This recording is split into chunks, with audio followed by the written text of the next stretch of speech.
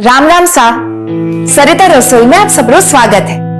आज हमारी रसोई में बनेगा राजस्थान रो पारंपरिक भोजन दाल बाटी और चूरमा। तो शुरू करते हैं। दाल बाटी बनाने के लिए अनूप क्या कर रहा है? वीडियो खराब कर दिया मेरा। अरे माँ, वीडियो तो रिकॉर्ड भी नहीं हो रही है। हाँ? कैमरे में मेमोरी कार्ड ही नहीं है। मतलब कुछ भी रिकॉर्ड नहीं हुआ ना। अनूप भैया, कौन मानेगा कि मम्मी के चैनल पे 7 मिलियन सब्सक्राइबर्स हैं। हंसना बंद कर दीक्षा, कभी कभी हो जाती है गड़बड़। मुझे तो बस खाना बनाना आता है। सरिता, ये लो गुजिया बनाने का सारा सामान। कल बढ़िया सी वीडियो बनाना गुजिया की। हाँ, वो भी मेमोरी कार्ड डाल के। सरिता, फिर गलती की। एक बार अच्छे से सीख लो ना। चलो मैं सिखाता हूं, आओ। हाँ वाह पापा, सो स्वीट। पापा, आप सच में माँ की बहुत केयर करते हैं। बेटा, वाइफ हैप्पी हो ना तो लाइफ हैप्पी हो जाती है।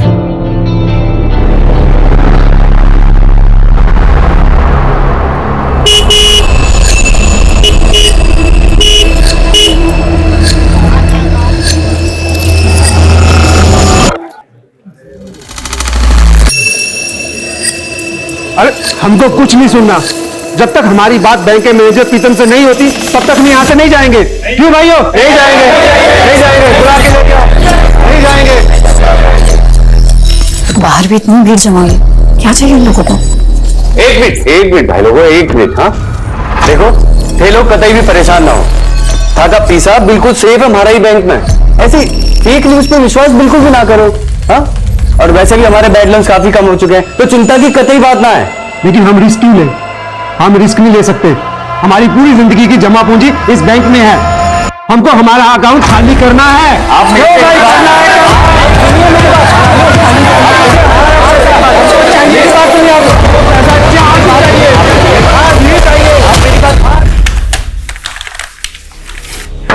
हे रुचिका, मुझे ना वो ओल्ड लोन्स की फाइल्स देखनी है, डेटा शीट प्रिपेयर करना है। बस 5 मिनट लगेंगे। अरे 5 क्या 10 मिनट ले, आजा। वैसे आज पब्लिक ने बहुत बवाल किया ना बैंक में। रोज रोज ऐसे चलेगा तो कैसे काम करेंगे? अरे तेरी लिपस्टिक स्मेल हो गई है। हाँ चल तू आजा, मैं 5 मिनट में टचअप करके आती हूँ। हाँ,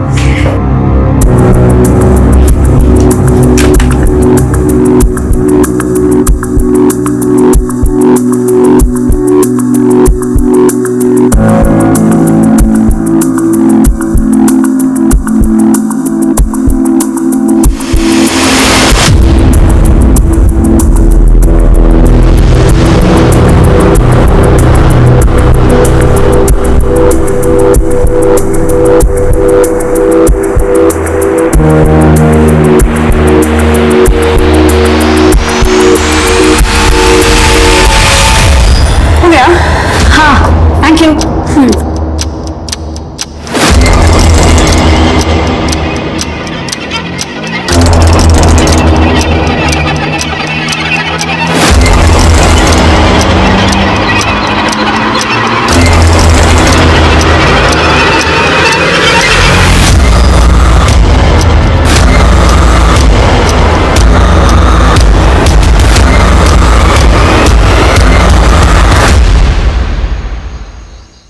गेहूं का आटा, अरहर की दाल या 7 प्रकार की दालें खाती है, लेकिन आप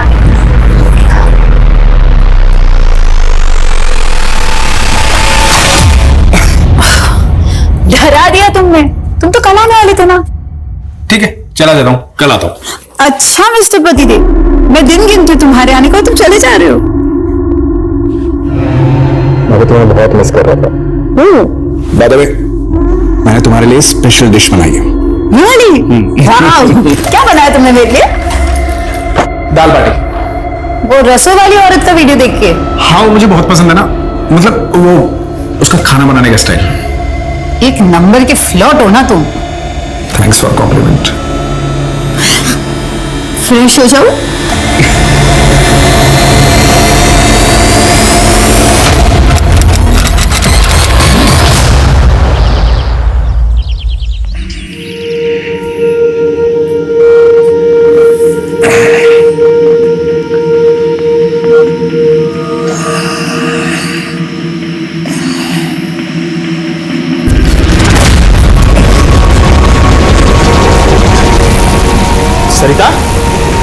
ए सरिता, सरिता,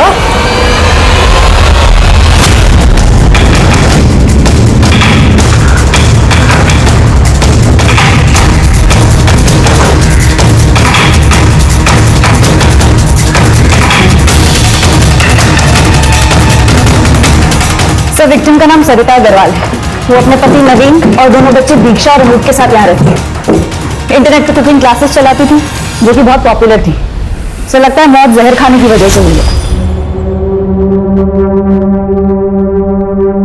रूम में और किचन में जितनी भी खाने की चीजें लैब में भेजो। Okay sir. सर, शायद ये सुसाइड का केस है।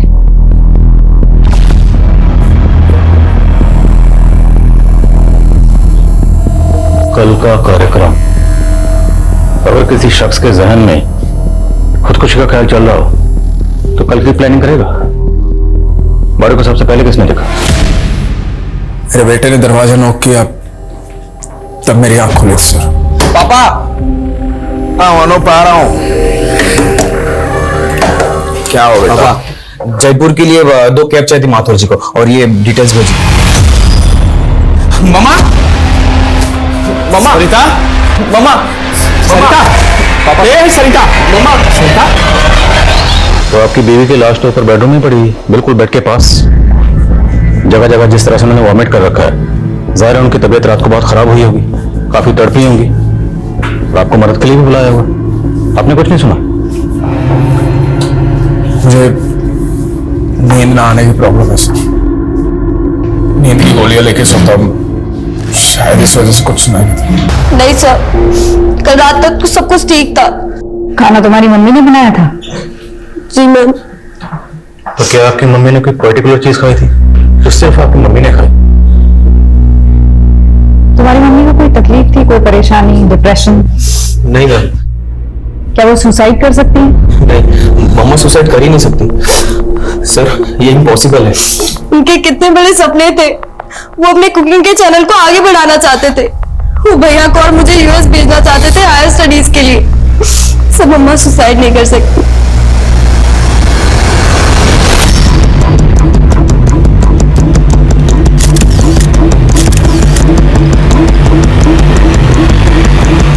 सरिता की मौत जहर की वजह से हुई थी। उसने जहर खुद लिया था या उसे दिया गया था? अभी इस राज से पर्दा उठना बाकी था। सरिता की मौत ने कई सवाल खड़े कर दिए थे कि क्या उसे नवीन की दोहरी जिंदगी के बारे में पता था, और क्या ये उसकी मौत का कारण था, या फिर इसके पीछे कोई बड़ा षड्यंत्र था। सरिता मर्डर केस की गुत्थी जितनी नजर आ रही थी उससे ज्यादा उलझी हुई थी। अभी इसे समझने में और सुलझाने में और बहुत वक्त लगने वाला था। Thank you so much. मैं भी आपसे बात करती हूँ। जैन सर। जय। सर, सरिता केस में लैब से फोन आया था। उनकी इनिशियल टेस्टिंग में सरिता की बॉडी से एल्यूमिनियम सल्फेट के ट्रेसेस मिले। एक तरीके का पेस्टिसाइड है जो इस एरिया में काफी कॉमनली यूज होता है। पेस्टिसाइड? तो ये तो कंफर्म हो गया कि सरिता की मौत जहर खाने की वजह से हुई। अब सवाल ये है कि सरिता ने ये जहर खुद खाया या किसने जबरदस्ती खिलाया? सर, इस तरीके का पेस्टिसाइड आजकल घरों में नहीं मिलता। एरिया में जितनी पेस्टिसाइड की शॉप है या डीलर है, सब जगह इंक्वायरी करो, शायद कोई लीड मिले। जहर की गोलियां खाने की वजह से बीवी ने जान गंवा दी, और शौहर नींद की गोलियां खाकर सुकून से सोता रहा। बुलाओ इस नवीन को। पेस्टिसाइड्स? सर, सरिता ऑर्गेनिक फूड में बिलीव करती थी, पेस्टिसाइड्स क्यों खरीदेगी? तो किसने खरीदा? आपने? ये क्या कह रहे हैं सर आप? मेरी समझ में नहीं आ रहा सर। समझ में तो हमें भी नहीं आ रहा। आपकी बीवी बिल्कुल आपके बगल में सो रही थी, रात भर तड़पती रही, जगह जगह वोमिटिंग करती रही, तड़पते तड़पते उसने अपनी जान दे दी और आप चुपचाप सुकून से सोते रहे। आप नहीं समझेंगे सर, कितना आप सोच समझे इस बात का। बहुत प्यार करता था मैं सरिता से। दोनों मियां बीवी में किसी बात को लेकर झगड़ा या मनमुटाव? मम्मी पापा तो जैसे एक दूसरे के लिए बने थे, लड़ते हुए क्या, हमने तो उनको ऊंची आवाज में बात करते हुए भी नहीं देखा था। वैसे भी महीने में 15 दिन तो पापा बिजनेस ट्रिप पर होते थे। तुम्हारे पापा बिजनेस ट्रिप पर कहाँ जाते थे? ज्यादातर कोटा, वहां पर उनकी ऑफिस की एक नई ब्रांच खुली थी। सर, एक छोटी सी रिक्वेस्ट थी। बोले। मेरे बच्चों से ज्यादा सवाल जवाब मत कीजिएगा। मैं तो सह लूंगा, लेकिन मेरे बच्चे अब तक अपनी मां की मौत का सम्मान नहीं झेल पाए। Thank you.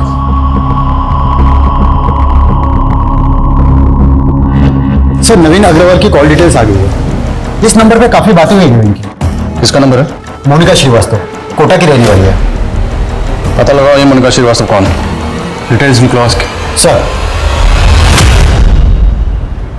लक्ष्मी, 2 साल के अंदर जयपुर में हमारी नौकरी लग जाएगी, फिर हम वहीं बस जाएंगे और हम शादी भी वहीं कर लेंगे। सुधीर, फिर से वही बात। मुझे नहीं लगता कि हमारी फैमिली हमारी शादी को मानेंगे।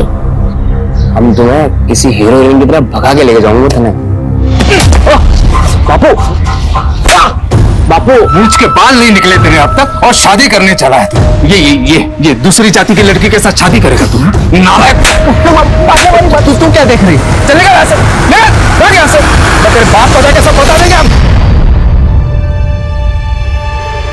राम राम सा। आज मैं कोई रेसिपी नहीं बताने वाली। एक बेचैनी है जो आपके साथ बांटना चाहती हूं। मुझे लगता था मेरी दुनिया में सब ठीक है, कोई दुख नहीं है,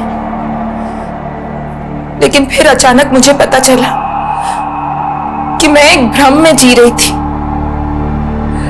जो सोचा था सब झूठ था। रिश्ता झूठा, प्यार झूठा, सब झूठ। मोनिका, काश तुम ना आती तो ये सब नहीं होता। जो कुछ भी हुआ तुम्हारी वजह से हुआ। तुमने तबाह कर दी मेरी जिंदगी। सर, सरिता इसी कैमरे से कुकिंग वीडियोस बनाती थी, इसी में हमें ये वीडियो मिला। तो ये वीडियो सरिता का आखिरी वीडियो था? नहीं सर, इसके बाद सरिता ने एक और कुकिंग वीडियो बनाया था, लेकिन इस वीडियो की तरह उसमें भी वो काफी हताश लग रही थी। सुसाइड पॉसिबल है। इस वीडियो में सरिता ने किसी मोनिका का जिक्र किया है और नवीन के कॉल रिकॉर्ड्स में भी किसी मोनिका का जिक्र है। मोनिका श्रीवास्तव, मोनिका श्रीवास्तव। क्या ये दोनों मोनिका एक ही हैं? और अगर हैं तो ये मोनिका श्रीवास्तव कौन है? सर कोई मोनिका श्रीवास्तव से मिलने आई है। आप नवीन की पत्नी हैं? जी। नवीन पहले से शादीशुदा है, उसके 2 बच्चे हैं, ये सब पता है आपको? 4 दिन पहले ही पता चला। आपको सरिता के बारे में कैसे पता चला? मुझे कुछ दिनों से शक हो रहा था नवीन पर। फिर एक दिन जब वो बिजनेस ट्रिप का बहाना करके घर से निकला तो मैंने उसका कोटा से जयपुर तक पीछा किया। तो यहाँ जयपुर आने के बाद आप सरिता से मिली थी? जी। मुझे लगा था कि मेरे साथ धोखा हो रहा है, कि नवीन की जिंदगी में कोई और औरत आ गई। बस सरिता से मिलकर पता चला कि 21 साल से तो वो उसकी बीवी है, दूसरी औरत तो मैं हूं। और जब आप सरिता से मिली और सरिता को आपके बारे में पता चला तो सरिता का रिएक्शन क्या था? सरिता मेरी बात तो। नवीन, आप चुप रहिए। मोनिका, मेरे बच्चे कभी भी आते ही होंगे। मैं नहीं चाहती उनके सामने ये तमाशा। हम अंदर चलकर बात करते हैं। जी।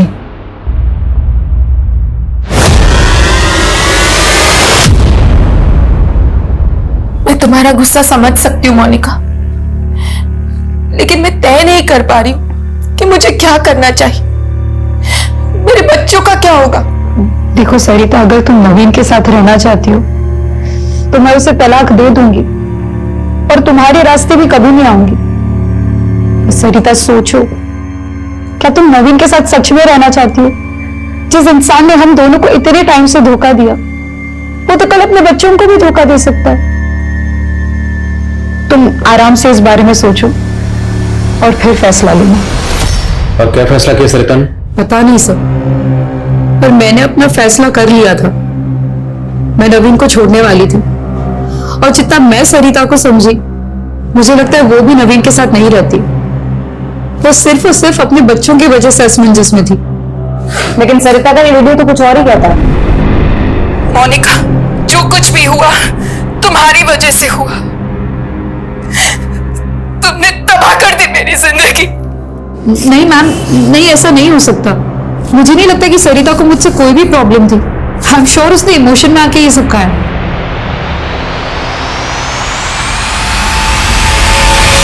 तुम बिल्कुल चिंता मत करो, मैं और तुम्हारे जीजा जी हमेशा तुम्हारे साथ है मोनिका। ये लीजिए, आप लोग नाश्ता कर लीजिए पहले। ये ले। हाँ नहीं दीदी। अरे अच्छा, कुछ दूसरा बनाओ तेरे लिए। बोल। भूख नहीं है ज्योति दीदी। कुछ दिनों पहले तक मैं कितनी खुश थी। एक पति था जो सिर्फ मुझसे प्यार करता था,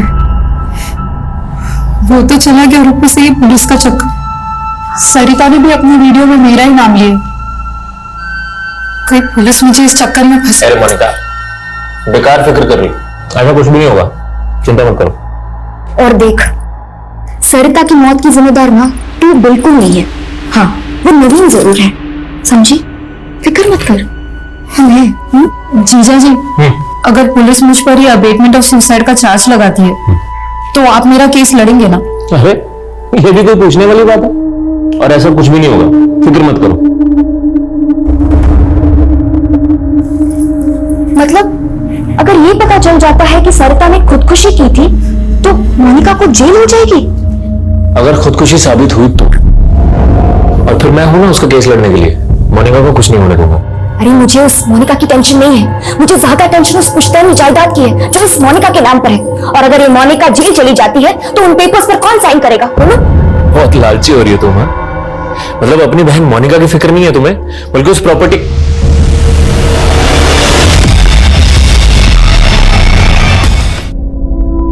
नमस्ते भाई साहब। नमस्ते। ये गुड्डू भाई से मैं दवा भेजी। अंदर आ जा। अंदर? अरे बड़ी रकम है, गिन के लेगा ना, चल आ जा अंदर।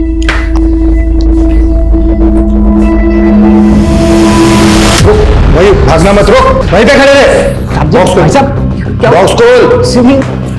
खोल दो। ये देखिए साहब जी, मुझे नहीं पता इसमें ये क्या था साहब जी। ले चलो इसे। साहब जी, मुझे ले चलो। मैंने भेजा है, मुझे गुड्डू मैंने दवाई दी थी साहब जी, मेरा इसमें कोई कसूर नहीं है साहब जी।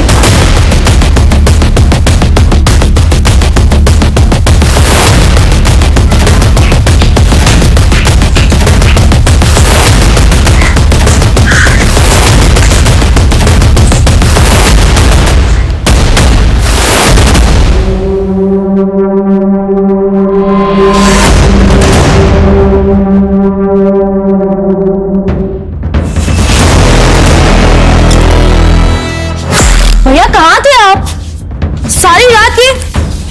ये क्या छुपा रहे हो आप? दिखाओ मुझे। सर, आप माँ को गुजरे हुए अभी एक हफ्ता भी नहीं हुआ और आपने ये सब शुरू कर दिया। दीक्षा, मेरा बात करने का कोई मन नहीं है, कल बात करेंगे। और ये हाथ में क्या हुआ आपको? नहीं, कुछ नहीं। Good night. भैया सुनो तो सही।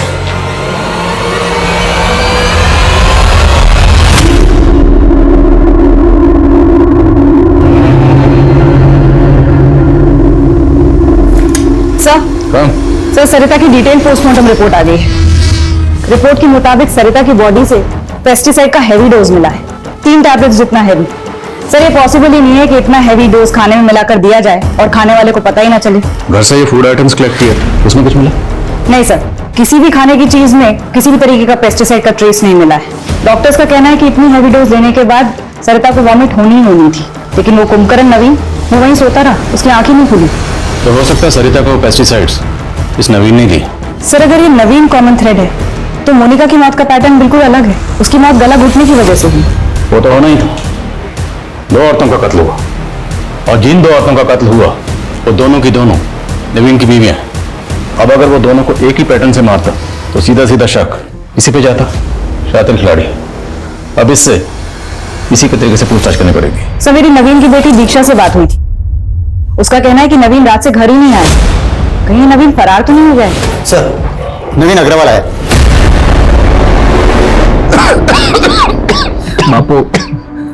बापू मुझे माफ कर दो बापू, हमारे से गलती हो गई बापू।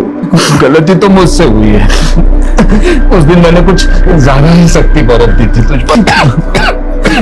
बापू बताया पानी।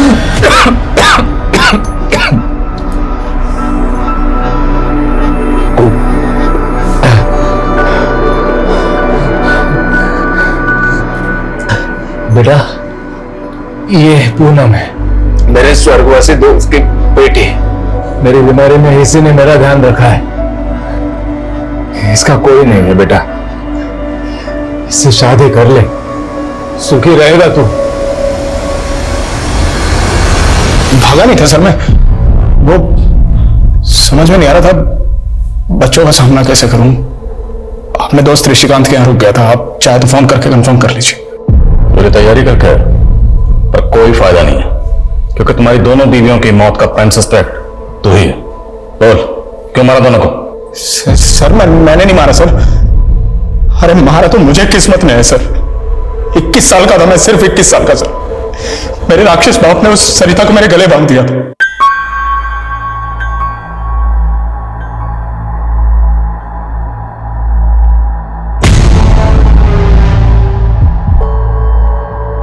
सरिता बहुत अच्छी थी, बुरी नहीं थी वो, बस मेरे टाइप की नहीं थी। मुझे चाहिए थी कोई वेस्टर्न कपड़े पहनने वाली, अंग्रेजी बोलने वाली, जो मेरे साथ पार्टी में जा सके, जिसके साथ मैं बिजनेस आइडिया शेयर कर सकूं। इसलिए तूने मोनिका को फंसाया? मोनिका को मैंने नहीं फंसाया मैम, मोनिका ने मुझे फंसाया। हाँ ठीक है, वो मुझे पसंद थी, मेरे टाइप की थी, लेकिन वो मुझे बहला के कमरे पे ले गई सर। उन दिनों वो चल रहा था, मैंने मजबूरी में शादी की उससे।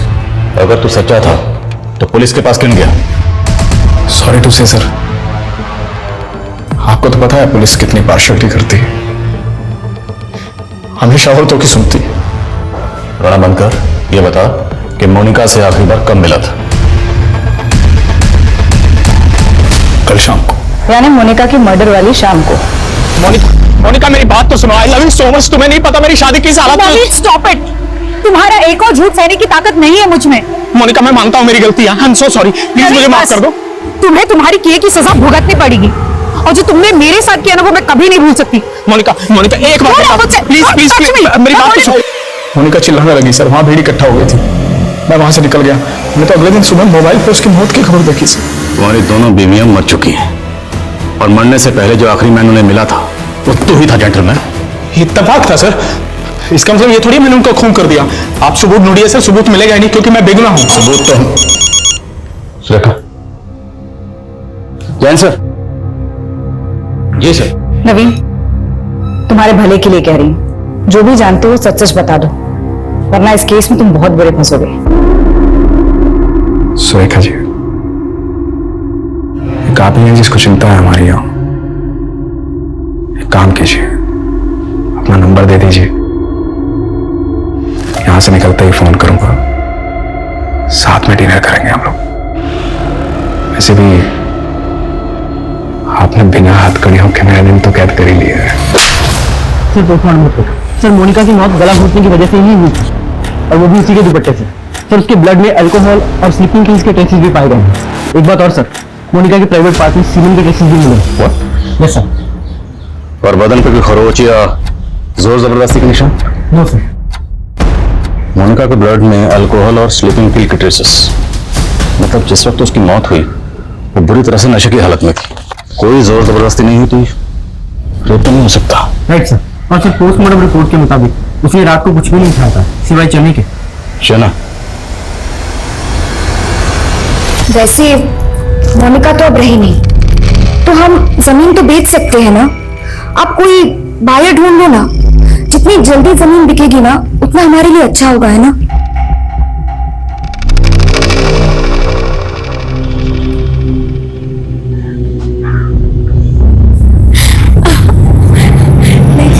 जाने दो। मजा आ रहा है? नहीं नहीं।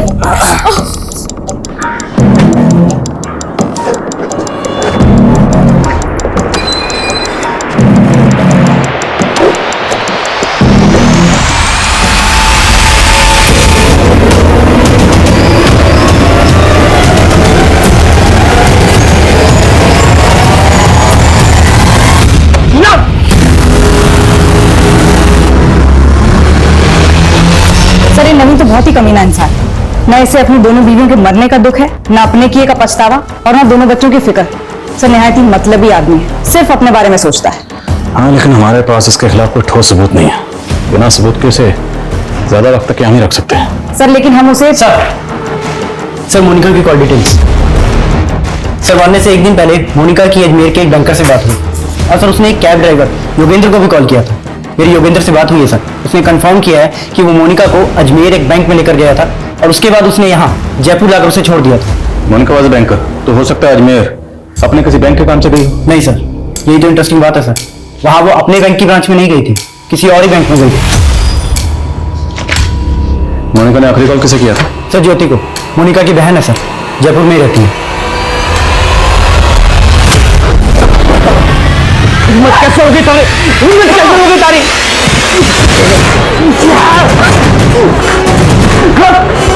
कमीने!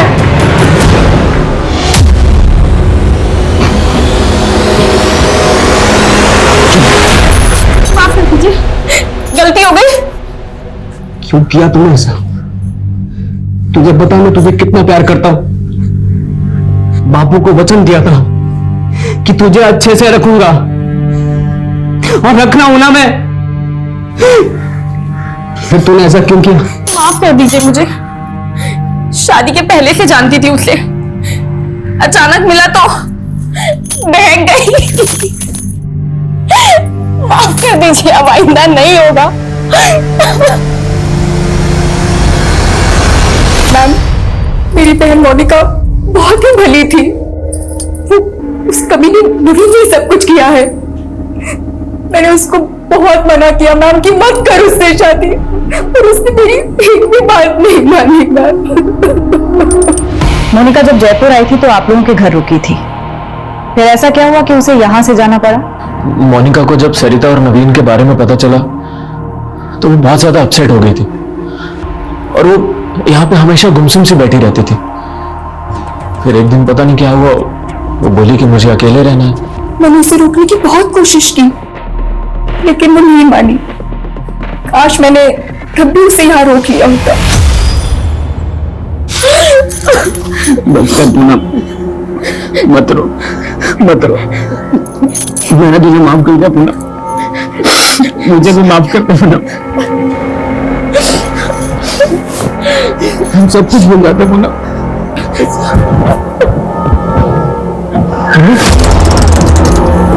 सर यही बचाओ! बचाओ! बचाओ! बचाओ! क्या कर रही है तू? पूनम खून बह रहा है, पागल। बच्चा पूनम, पूनम क्या कर रही है? छोड़ दे। तू क्या कर रही है? देखा सर क्या क्या इसने? सर ये सर रोज ही मारता है पूनम को, और सर मैं बचाने गया तो मुझे भी मारा। चुप क्यों पूनम, बताओ ना सर को। जी, ये मुझे बहुत पीटता है, कभी बेल्ट कभी चप्पल जो दिख जाए। नाटक मत कर। सर हमारी ले जाओ इसे। डबल प्लान है सर, डबल प्लान है सर। सर मेरी बात तो सुनिए सर।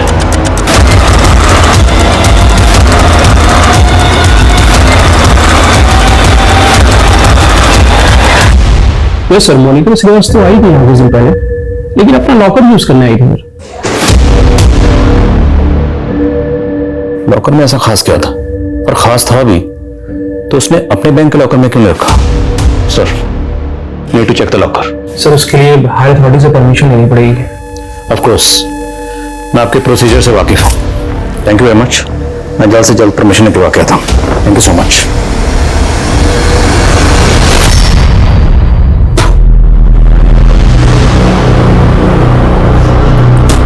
क्या कर रहे हो भाई साहब?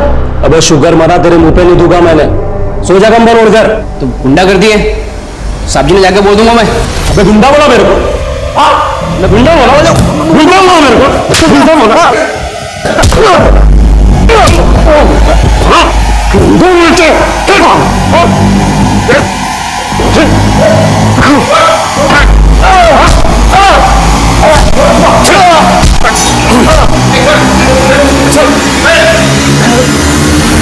सुधीर एक मुसीबत से निकलता तो दूसरी में फंस जाता। सर पे चोट लगने की वजह से उसे जेल से अस्पताल में शिफ्ट किया गया। दूसरी ओर मोनिका के केस में जयपुर से अजमेर पहुंची पुलिस को फाइनली मोनिका का लॉकर खुलवाने की परमिशन मिली और एक ऐसा एंगल सामने आया जिसके बारे में पुलिस ने पहले सोचा ही नहीं था।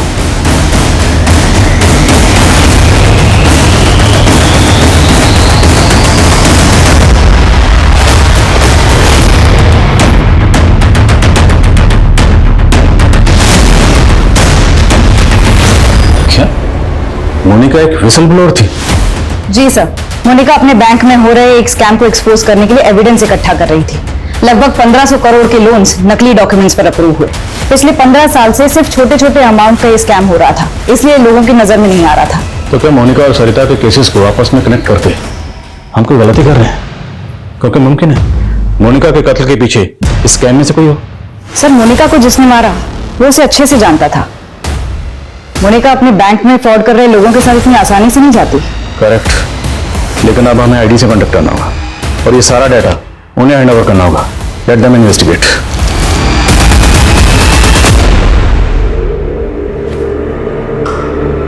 देख रहे काम कर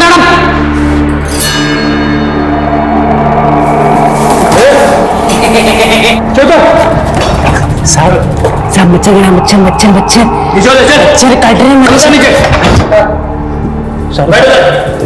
माफ कर दो सर। वो पूनम सब पूनम हमारी बीवी है साहब, हमारी बीवी है। इस स्कैम को एक्सपोज करने के लिए मोनिका ने अपनी जान खतरे में डाल दी। नाउ इट्स योर रिस्पॉन्सिबिलिटी कि मोनिका ने जो मिशन अधूरा छोड़ा उसे आप अंजाम तक पहुंचाएं। डोंट वरी आदिल, हम इस केस की तह तक जाएंगे और इस केस में शामिल जितने भी लोग हैं उन सबको सजा दिलवाएंगे। और ये सरकारी बैंक्स किसी रॉयल बिजनेसमैन की पर्सनल जागीर नहीं है। Justice will be done. Good luck. Thank you. आप लोग मुझे घर लेके जा रहे हो क्या? हाँ, घर लेके जा रहे हो। मारो बस थोड़ा दिमाग खराब हो गया, बाकी में सब कुछ ठीक है मेरा। हमारी बीवी है ना पूनम, उसकी कसम मैंने घर लेके जा रहे हो।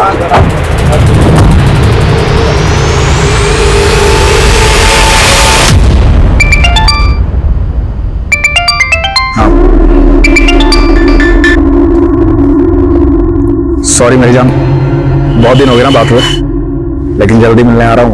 अब कोई जरूरत नहीं आने की। मैंने तुमसे शादी इसलिए नहीं की थी कि तुम मुझसे बार बार दूर जाओ। बहुत हो गया अब। ये सोच लेना कि मैं तुम्हारे लिए मर चुकी हूँ। मैं जा रही हूँ घर छोड़ के।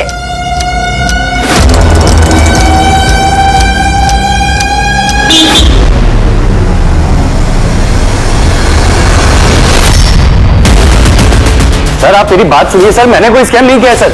सर आप कहाँ लेके जा रहे हैं मुझे? सर मेरी बात तो सुनिए।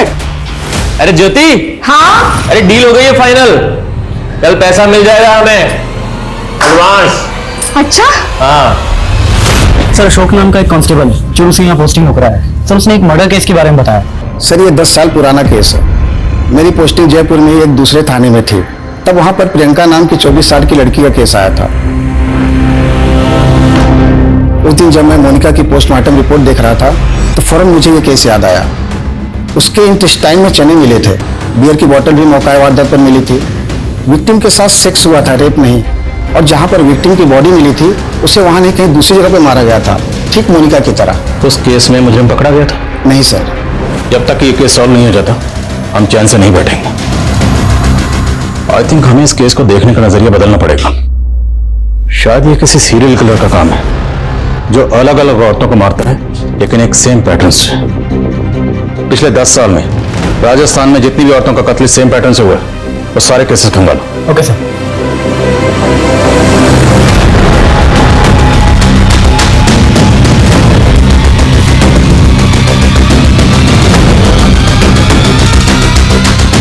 सर टोटल 6 केसेस मिले हैं। 2004 में 1, 2008 में 2, 2010 में 2 और 2017 में 1। 2004 में जिस लड़की का कत्ल हुआ उसकी उम्र थी 24 साल और 2008 में जिसका हुआ उसकी उम्र 28 साल। Correct sir. एक पैटर्न है। 2010 में जो लड़की मारी गई उसकी उम्र 30 साल और 2017 में जो लड़की मारी गई उसकी उम्र 37 साल। 2004 में उसने जो पहला कत्ल किया था लड़की की उम्र थी 24 साल। अगर हम ये मान लें सपोज कि उस वक्त उसकी उम्र भी 24 साल रही होगी तो 2008 में उसकी उम्र हुई 28 साल और सर अब तो उसकी उम्र लगभग 40 साल होगी। सर अगर मोनिका से जुड़े हुए केस में लोगों को देखें तो उसके जीजा कैलाश और पति नवीन दोनों लगभग 40 के आसपास थे। पता लगाओ क्या नवीन और कैलाश का क्राइम सीन से कोई कनेक्शन है? आई थिंक अब हमारा तीर निशाने पर लगने ही वाला है।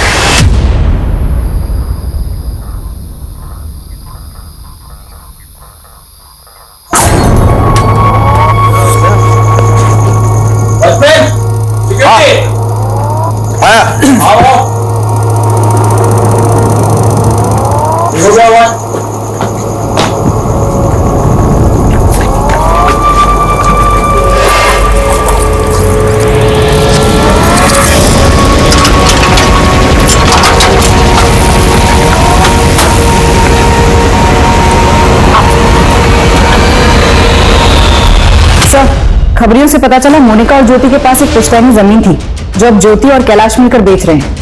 बहन का गुजरे अभी एक हफ्ता भी नहीं हुआ और ये जमीन बेचने की तैयारी में। बुला दो नमी बीवी को। सर देखिए, अब वो जमीन ज्योति की है और अगर हमें उसकी अच्छी डील मिल रही है तो उसको बेचने में दिक्कत क्या है सर? जब तक केस का फैसला नहीं आ जाता आप वो जमीन नहीं बेच सकते।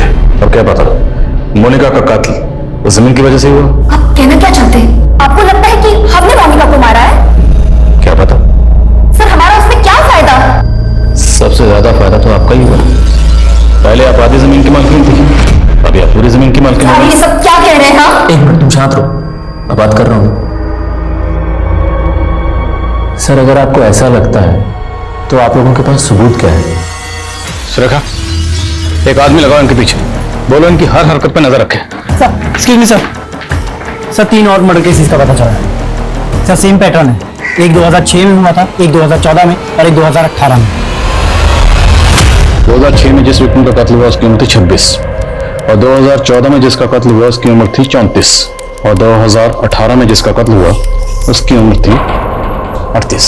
और सर 2006 में जिस लड़की का मर्डर हुआ था उसके मर्डर के जुर्म में एक योगेंद्र नाम के आदमी को अरेस्ट किया गया था। सर उसकी मानसिक हालत ठीक नहीं थी, उसे मेंटल असाइलम भेज दिया गया। वहां से वो कुछ के साथ फरार हो गया। सर आज तक पकड़ा नहीं गया। तो योगेंद्र की जेल अथॉरिटीज के पास कोई फोटो वगैरह तो होगी? जी सर। सही। अब ऐसे मेंटल असाइलम भेजा गया तो जाहिर है इसके साइकोलॉजिकल टेस्ट भी होंगे। सर ये भी हो सकता है कि कोई इस योगेंद्र का पैटर्न कॉपी कर रहा हो। ये भी हो सकता है, लेकिन अब यहां तक पहुंचे तो एक चांस तो लेकर देखते हैं। पता करो कि इस योगेंद्र का विक्टिम से क्या कनेक्शन है। और इसकी तस्वीर तकरीबन 14-15 साल पुरानी है, तो योगेंद्र आज कैसा दिखता होगा।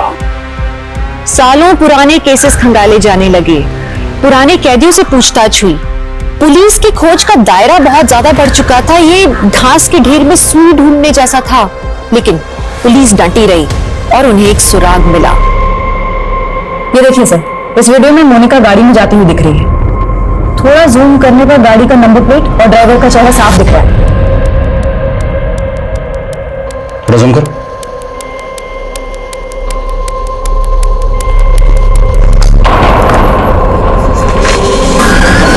चौदह 15 साल पहले योगेंद्र कुछ ऐसा दिखता था और अब दोनों तस्वीरों को गौर से देखो। मैच कर रहे हैं? सर लग तो रहा है। इस गाड़ी की डिटेल निकलो, पता करो गाड़ी किसकी, तुरंत। सब आकृति मैडम। जी सर, कार के ओनर का पता चल गया है। उसी की प्राइवेट टैक्सी है, यहीं जयपुर का। मैडम जी, आप जयपुर में पहली बार आई है? जी। आप जयपुर आई हैं तो आपको हवा महल जरूर देखना चाहिए। सर अभी अभी मेरी कैब ऑनर से बात हुई है। उसका कहना है सीसीटीवी में जो मोनिका के साथ कैब ड्राइवर है उसका नाम दिलीप है, उसकी उम्र 40 साल है। और हाँ, थोड़ी देर पहले एक सवारी लेकर जोधपुर के लिए निकला है। इस दिलीप की तस्वीर जोधपुर हाईवे पर सब जगह सर्कुलेट करवाओ, सारे टोल नाका, सभी पेट्रोलिंग टीम, सबको अलर्ट भेजो। कहीं भी ऐसी कोई भी कार नजर आए हमें तुरंत इन्फॉर्म करें।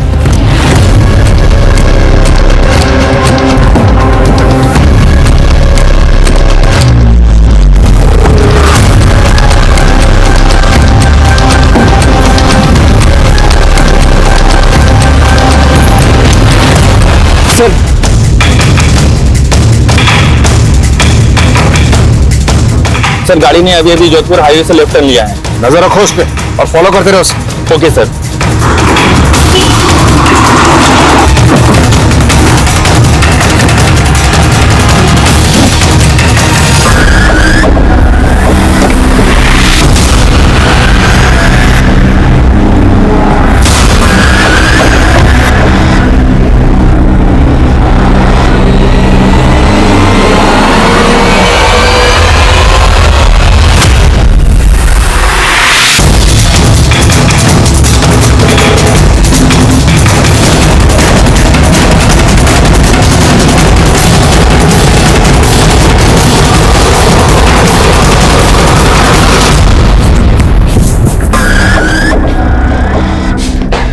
योगेंद्र उस दिलीप उस सुधीर, पिछले 16 सालों में तुमने 9 औरतों को मारा और इतनी मेहनत से मैंने 18 लोगों को मारा, आप 9 गिरा रहे। अगर मैंने 9 को मारा तो बाकी क्या 9 आपने मारे। ये सबसे पहले शुरू हुआ मेरी जो बीवी थी ना पूनम, उसने झूठे केस में जेल भेज दिया। ड्रग सप्लाई का इल्जाम तो फंसी था, कोर्ट ने सजा सुना दी और 1 साल के बाद जब मैं वापस आया, तूने पूनम को मारा बदला लेने के लिए, बाकी औरतों को क्यों मारा? मेरा बदला काम पूरा हुआ था। ये सारी औरतें ऐसी हैं।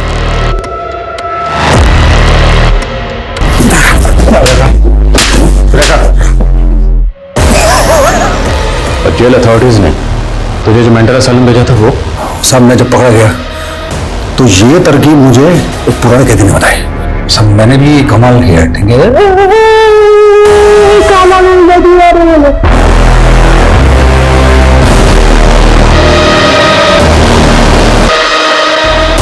तूने हमेशा अपनी उम्र की औरतों को मारा, ऐसा क्यों? नहीं, ऐसा नहीं है। जो जवाब मिलती गई पटाता गया, मजा लेता गया, मारता गया, लेकिन सब में एक चीज कॉमन थी। ये या तो अपने पति से परेशान थी या बॉयफ्रेंड से ब्रेकअप था, या अकेली थी। मोनिका की तरह। मोनिका को मैं पहली बार मिला जयपुर से अजमेर के रास्ते में, उसे कैब हायर की थी। वो आगे वाली गाड़ी का पीछा करना।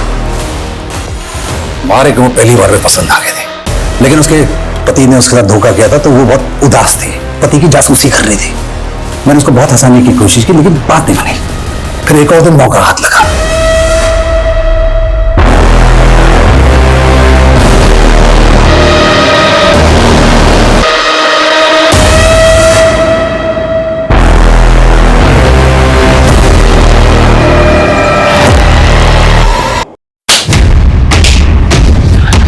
जेल अथॉरिटीज ने सही किया था जो तुझे मेंटल असाइलम भेजा, क्योंकि तेरी असली जगह नहीं है।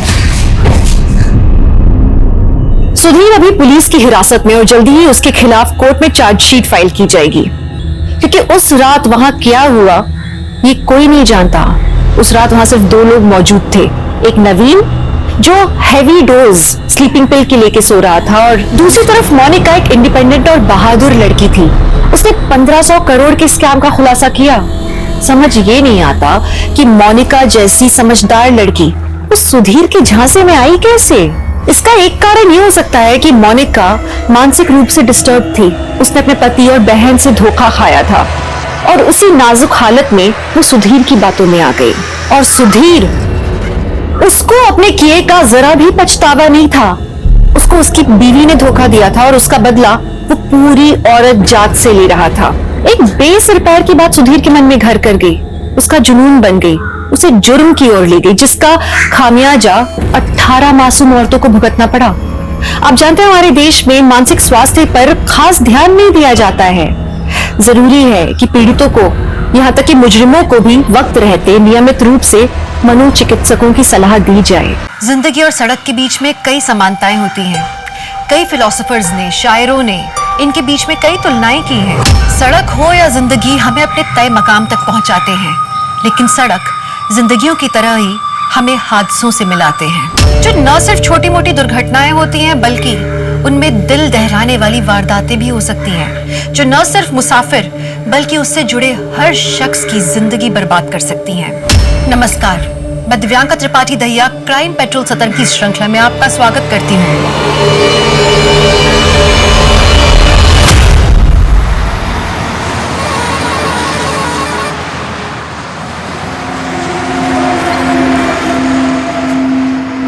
और क्या लाओ साहब, क्या खाना बनाया है यार, मन करता है बनाने वाले का हाथ चूम लो। जाओ चूम लो, बुढ़िया है 6 महीने से बना रही है। एक काम कर, तू ही चूम ले। क्या साहब, एक सेम प्लेट ऐसा पार्सल दे देना, घर ले जाऊंगा यार, बीबी खुश हो जाएगी। जरूर जरूर जरूर। चंद्रिका दी, आपके खाने की बहुत तारीफ हो रही है, बस यही स्वाद बनाए रखना, अगले महीने में आपकी पगार भी बढ़ा दूंगा।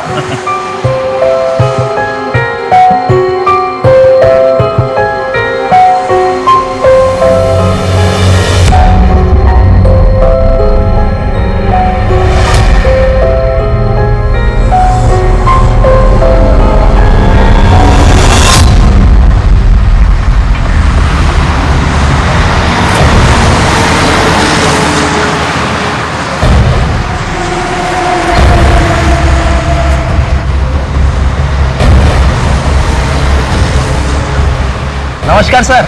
क्या बना दे छोटू? हेलो, चल खाना लगा दे फटाफट।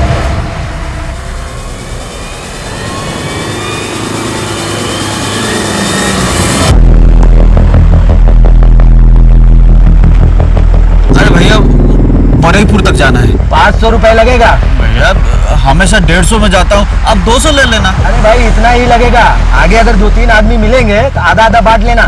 भैया एक घर में कॉल कर दूं? हेलो, हाँ हमें गाड़ी मिल गई है, हम सीधा घर ही आएंगे। हाँ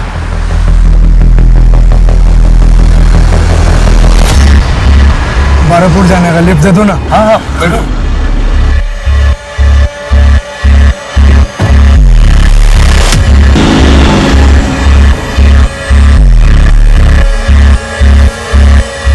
भैया थोड़ा साइड कर दो यार, बहुत जोर की पेशाब लगी है, साइड कर दो।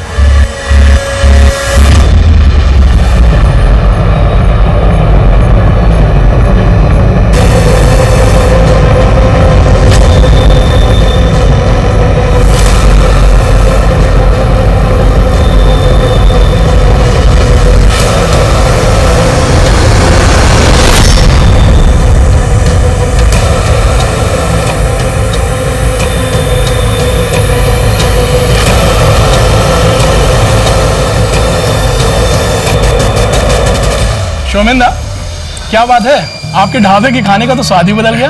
खूब टेस्ट। क्या है कि मेरा पुराना कारीगर काम छोड़कर चला गया, बस ये बिहारी चाची मिल गई, बहुत जरूरतमंद थी और खाना बहुत ही टेस्टी बनाती हैं, बस मैंने ये किचन उनके हवाले कर दी। अच्छा जल्दी बताओ कितना हुआ? अरे सर जो हमेशा देते हो वही दे दो।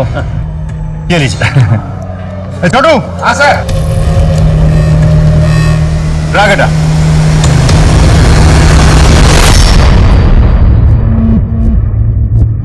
चंदिका दी, पुलिस वाला आपके बारे में पूछ रहा था।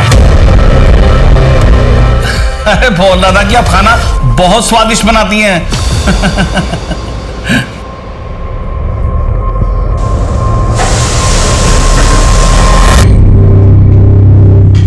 दीदी कब तक ये दाल भात खाएंगे? ना छोक ना तरकारी, और माछ तो कितने दिनों से नहीं खाया है।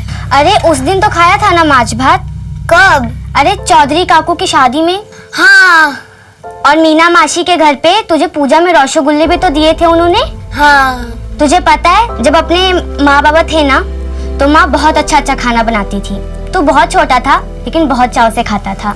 माँ क्या क्या बनाती थी? शुक्तो, बेगुन भाजा, चटनी, शोरशे बाटा माछ और भी बहुत कुछ बनाती थी।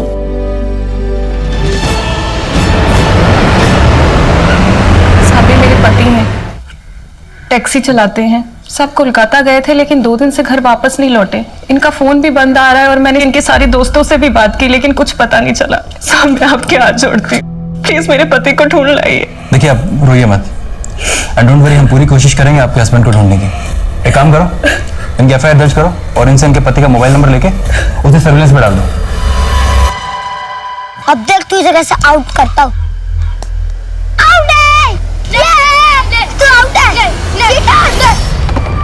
तूने चीटिंग की मेरे साथ, अब तो तू गया। करेगा अगली बार से तू। करो छो, रुको। मैं बाबा को बोल दूंगा, वो तुम भिखारियों को इस गली से ही भगा देंगे, फिर जाकर रहो नदी के उस पार। नहीं राजा, ऐसा मत करना। मिंटू बदमाश, कितनी बार कहा कि मारपीट मत किया कर। चल सॉरी बोल राजा। हद। सिर्फ माफी से काम नहीं चलेगा। सबके सामने तूने मुझे मारा, अब सबके सामने ही तुझे मुझसे मार खानी पड़ेगी, हारना पड़ेगा। पर राजा मिंटू सॉरी बोल रहा है ना। बाबा क्या सुनो, मिंटू नहीं मान रहा तो तू मुझे मार। अरे रुक, मैं तुझसे मार भी खा लूंगा और हार भी जाऊंगा।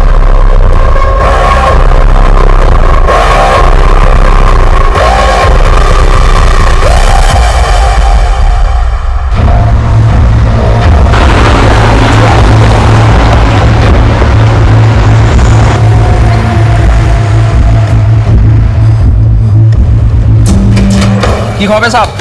ये तेरे पास से रख, एक काचा कोला और तरकारी ला। अरे साहब ये ढाबा है, इधर घर का नहीं होटल का खाना मिलता है। एक काम कर, तू तेरे महाराज से पूछ, अगर बना देगा ना तो मेहरबानी होगी। अरे साहब इधर महाराज नहीं महारानी है, फिर भी पूछता हूँ। ए मासी, एक ग्राहक आया है, काचा कोला और तरकारी चाहिए। ठीक আছে বানাচ্ছি। बन गया। थैंक यू बोलना महाराज, महारानी को।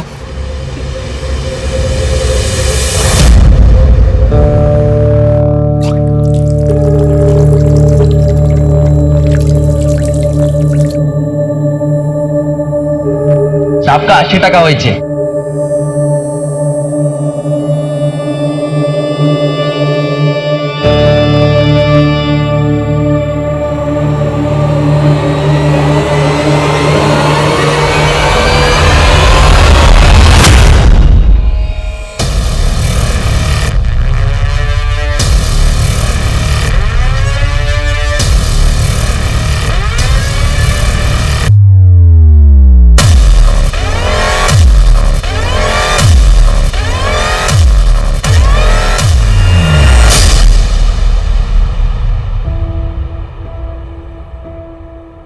सॉरी मिंटू, मेरी वजह से तुझे इतनी मार खानी पड़ी। दीदी, मैं उस राजा को मार सकता था, लेकिन आपके वजह से मैंने मार खा भी लिया और हार भी गया। ऐसा कब तक होगा दीदी? हम गरीबों की ताकत का कोई मोल नहीं होता चिंटू, हाथों की जीत को भी हारना पड़ता है। ऐसी ही दुनिया चलती है। जब तू ये समझ जाएगा ना, तकलीफ अपने आप बंद हो जाएगी। दीदी, आप तो समझ गई है, फिर भी आपको तकलीफ होती है ना? बहुत बड़ा हो गया है रे तू। चल अब जल्दी से सो जा। बड़े होकर के क्या क्या करना है उसके सपने भी तो देखने हैं ना।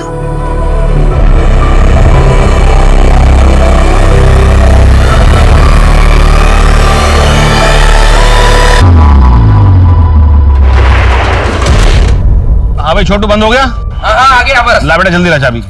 चल बेटा खुश रह।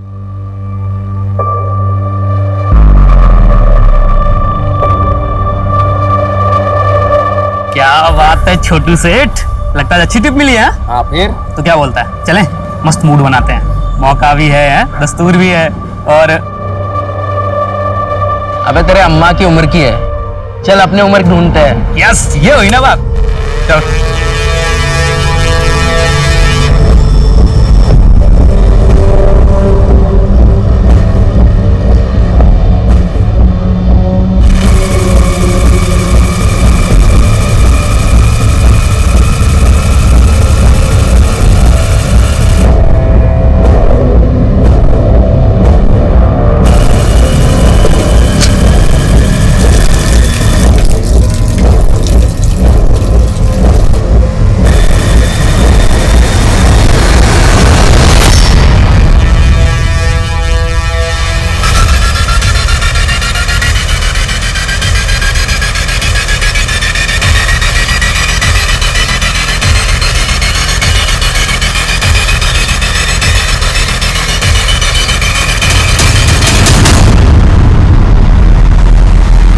भाईजान, भाई आज कुछ ज्यादा ही खाना खा लिया, पेट गुड़गुड़ कर रहा है। भाईजान मैं भी चलता हूँ, पेट तो भारी मेरा भी है।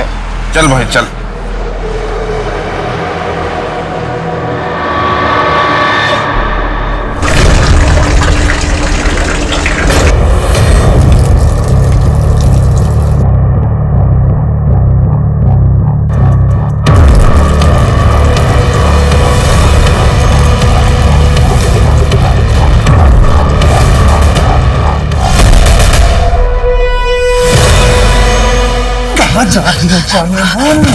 कहाँ जाएगी तू भाग के?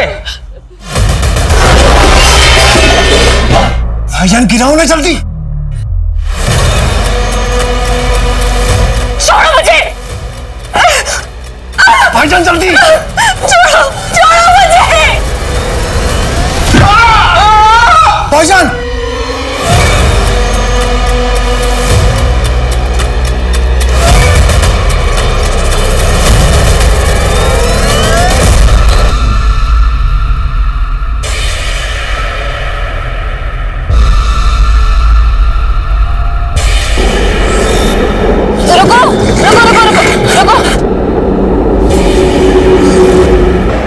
मुझे लिफ्ट ले सकते हैं क्या? थोड़ी दूर पे जाना है। आइए।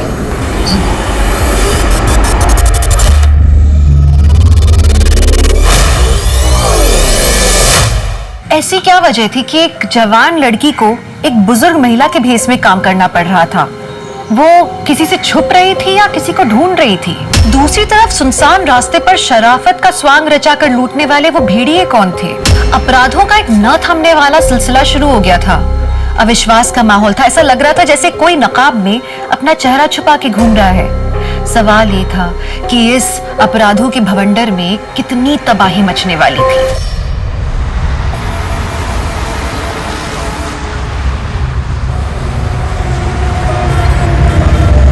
मासी! अरे बाप रे, चंद्रिका मासी! मासी! चंद्रिका मासी! मासी!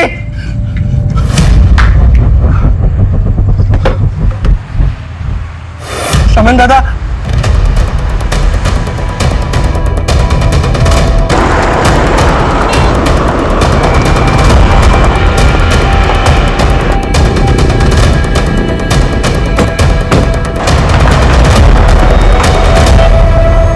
आप ही ने फोन किया? जी सर, मैं ढाबे का मालिक शुमन। सर वो वहाँ खड़े ट्रक का ड्राइवर था, वो उसके साथ एक क्लीनर भी था। रात उन्होंने खाना खाया और वहीं ट्रक के पास ही खटिया डालकर सो गए। सुबह ये छोटू आया तो उसने देखा कि किचन के पीछे ड्राइवर की लाश पड़ी है। ढाबे में और कोई था? हाँ साहब, वो चंद्रिका मासी रहती है मगर वो भी गायब है। सर चंद्रिका हमारे ढाबे पर काम करती है। सर वही चंद्रिका बुढ़िया जो आप पिछले हफ्ते खाना खाया था, आपने कहा था बहुत स्वादिष्ट है। महेंद्र आसपास चेक कर। सर ये चंद्रिका कहाँ गायब? सर ऐसा भी तो हो सकता है कि मारपीट और हाथापाई की वजह से डर के वो भाग गई हो। ठीक है, बॉडी को जो है पंचनामे के बाद पोस्टमार्टम के लिए भिजवा दो। Right sir. शेखर तुम यहाँ कोई सीसीटीवी है? नहीं सर, वो तो नहीं है। सर हाईवे के मोड़ पे सीसीटीवी है सर। ढाबे से हाईवे जाने का रास्ता उसमें दिखाई देता है। एक बात और सर, आसपास अच्छे से चेक किया लेकिन चंद्रिका और क्लीनर दोनों नहीं मिले। कोई मर्डर वेपन? नहीं सर। ठीक है, काम करो, फुटेज निकालो और ट्रक के ओनर से पता करो ये क्लीनर है सर। आखिर ये चंद्रिका और ये क्लीनर दोनों गायब हुए तो कहाँ है? इस चंद्रिका के बारे में और क्या जानते हो? कभी उन पे शक हुआ तुम्हें? सर चंद्रिका मासी दिखने में बहुत भोली भाली थी, लेकिन मुझे एक बार उनकी एक बात खटकी थी सर। कुछ दिन पहले ढाबे पे एक आदमी आया था और मासी उसके साथ छुप छुप के बात कर रही थी। ऐसा लग रहा था लंबे समय से एक दूसरे को जानते। कौन था वो आदमी? पता नहीं सर। उनका कोई आइडेंटिटी कार्ड है? सर एक आधार कार्ड दिया था, उसकी फोटोकॉपी है मेरे पास। एक मिनट लेकर आता हूँ। चंद्रिका हल्दर, सर तो बंगाली। लेकिन आपने तो उस दिन कहा था कि वो बिहार से आई है। सर ज्यादा ध्यान से देखा नहीं, जैसा कहा मैंने उसे मान लिया, लेकिन सर ये बहुत दयनीय स्थिति में थी। परवेज सलीम के ट्रक का क्लीनर है, लेकिन सलीम के मर्डर के बाद से ही परवेज गायब है। लेकिन चंद्रिका के गायब होने में सलीम के मर्डर का क्या लेना देना? Sir CCTV footage. सर ये ढाबे के पास वाले हाईवे की सीसीटीवी फुटेज है। सर ये लड़की इतनी रात गई इधर क्या कर रही है अकेली? ये शायद ढाबे की तरफ से आ रही है।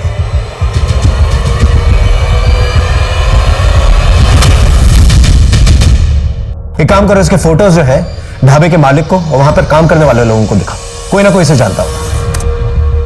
और ये ट्रक शहर की तरफ जा रहा है, इसकी भी डिटेल्स निकलवा। एक काम करो, चंद्रिका के आधार वाले एड्रेस पे जाओ, वहां से कुछ क्लू मिलेगा। सर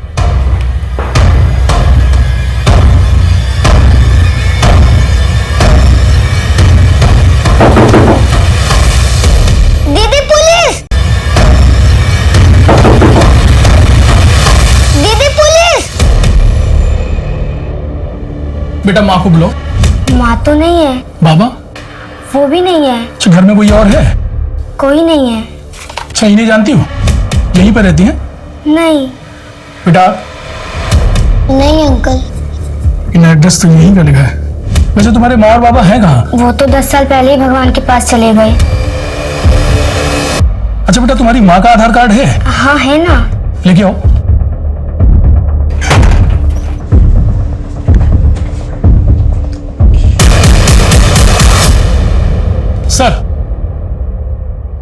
सर चंद्रिका के एड्रेस पर पिछले 10 साल से 2 अनाथ बच्चे रहते हैं।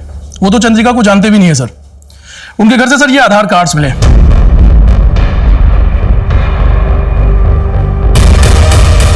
चंद्रिका नाम नंबर सब कुछ सेम है, लेकिन फोटोज अलग अलग है। इसका मतलब वो बूढ़ी औरत इस आधार कार्ड का इस्तेमाल करके वो ढाबे पे काम कर रही थी। लेकिन क्यों? ये चंद्रिका की मिस्ट्री बढ़ती जा रही है। आखिर ये है कौन और गई कहां?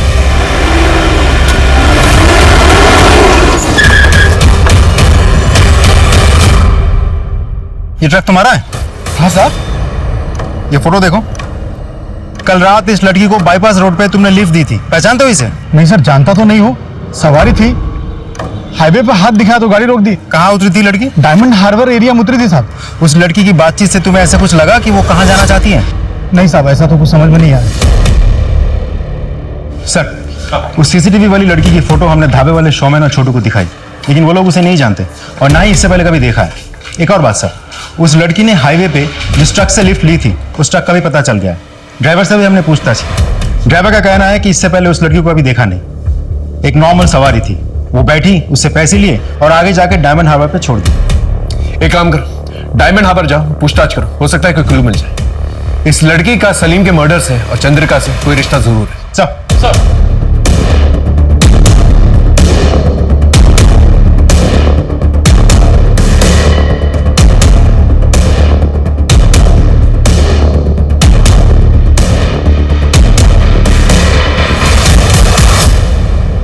टिया, टिया, ये लो, अगले हफ्ते और लाऊंगा। पर इतने से एक हफ्ते में गुजारा कैसे चलेगा? शुक्र मनाओ, इतना तो मिल रहा है, वरना भूखा मरना पड़ता।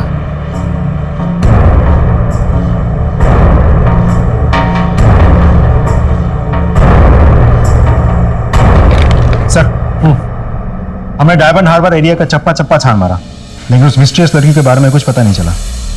सर वो बहुत ही बदनाम एरिया है, वहां पर ज्यादातर ड्रग एडिक्ट्स, तड़ी पार, इलीगल माइग्रेंट्स या धंधे करने वाली औरतें रहती हैं सर। ये केस तो और भी उलझता जा रहा है। ऊपर से टीवी और अखबार वाले ब्रेकिंग न्यूज चलाकर आग में घी का काम करता है। समझ में नहीं आ रहा क्या करें अब। Hello, Jayant sir.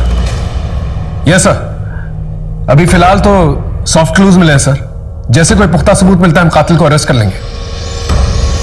जी सर।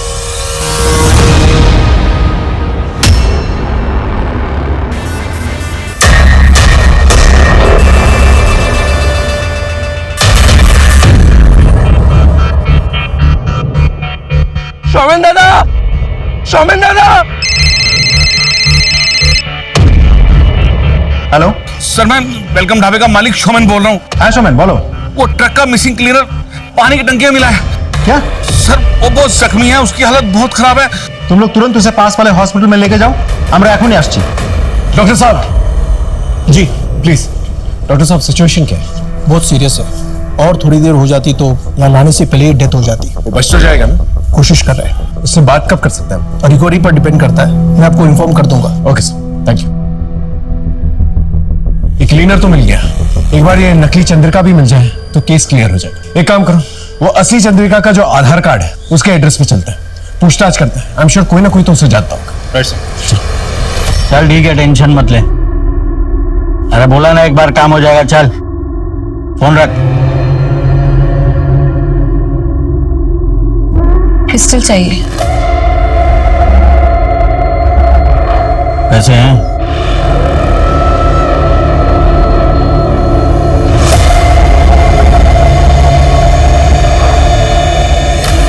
ठीक है, रात को 10 बजे वो खोली पे आ जाना, मिल जाएगी।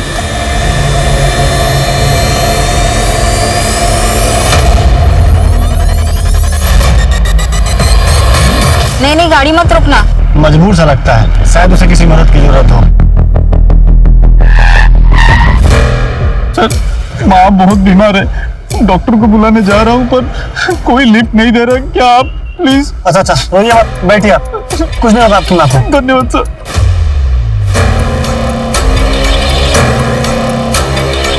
बस सर, यही रोक दीजिए। लेकिन यहाँ पे तो कोई दवाखाना नहीं है। इस पगडंडी के आगे एक छोटा सा गांव है, वही दवाखाना है सर।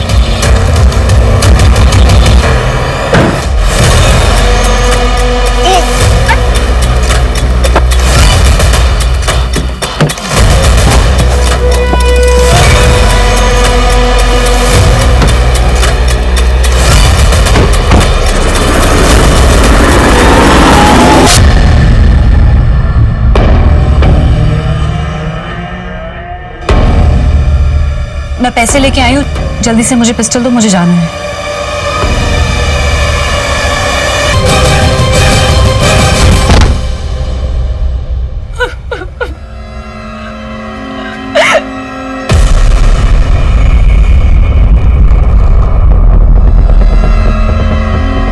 सर उन बच्चों के पास विपिन नाम का एक आदमी आता है, शायद उनके माँ का दूर का रिश्तेदार है। माँ बाप के मरने के बाद से वही उनका ख्याल रखता है।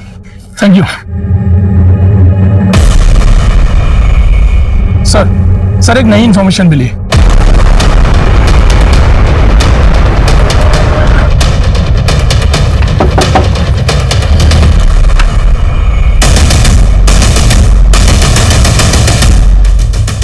बोलो।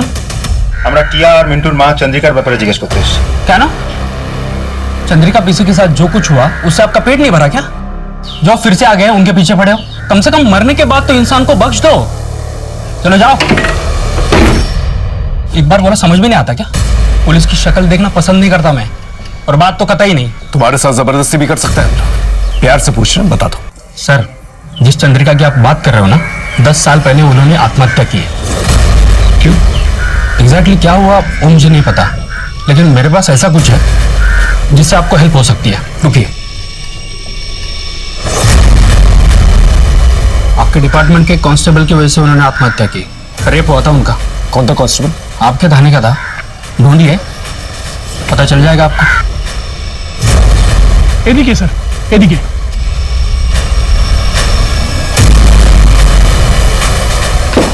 मिंटू, टिया। अरे सर आप? मिंटू का है? मिंटू? हाँ। कैसे हो बेटा? दीदी। घबराने की जरूरत नहीं। ये लो, मैं तुमसे दोस्ती करना है। ले लो, ले लो। ये लो। बेटा तुम यहाँ पर अकेले रहते हो? हाँ। विपिन दादा के अलावा और कोई नहीं आता तुम लोगों से मिलने? नहीं। देखो बेटा, कभी भी कोई भी प्रॉब्लम हो ना तो पुलिस स्टेशन आ जाना, ठीक है? मुझसे मिलना। पुलिस अंकल, क्या आपका नंबर मिल सकता है? मेरा नंबर क्यों चाहिए तुम्हें? ये आपके लड़के ना मुझे बहुत परेशान करते हैं, तो अगली बार परेशान करेंगे तो मैं आपको फोन करूंगा और उन्हें बताऊंगा कि मेरे पास पुलिस अंकल है, तो सब डर जाएंगे। ठीक है, ख्याल रखना।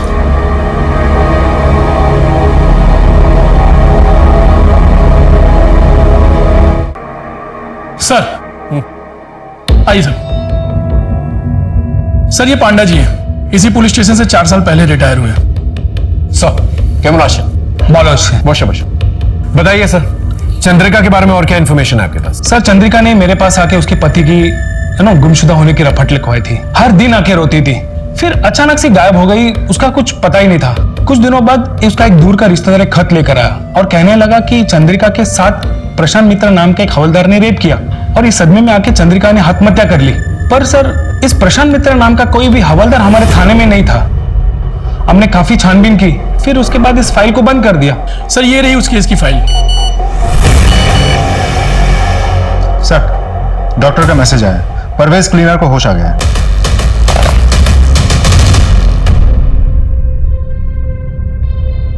नमस्ते साहब। ये बताओ सलीम को किसने मारा, और पानी की टंकी में तुम्हें किसने डाला? वो जो ढाबे पे औरत काम करती है ना, उसी ने किया साहब। वो बूढ़ी औरत चंद्रिका? हाँ साहब। क्या? वो बुढ़िया नहीं है साहब, वो जवान है। ये देख। ये वही है साहब, ये हमारे पैसे चुरा रही थी। सलीम भाई ने इसकी चोरी पकड़ ली, और बुढ़ापे के नाटक को भी। तो इसने सलीम भाई को जान से मार दिया। मैं जान बचा के भागा तो इसने मुझे घायल करके बेहोश कर दिया। ये औरत बहुत खतरनाक है, इसको पकड़ लो साहब।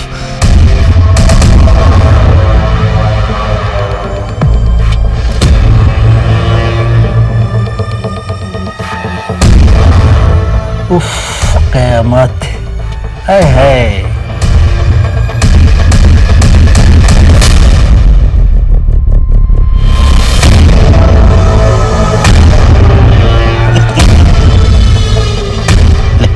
पी ले।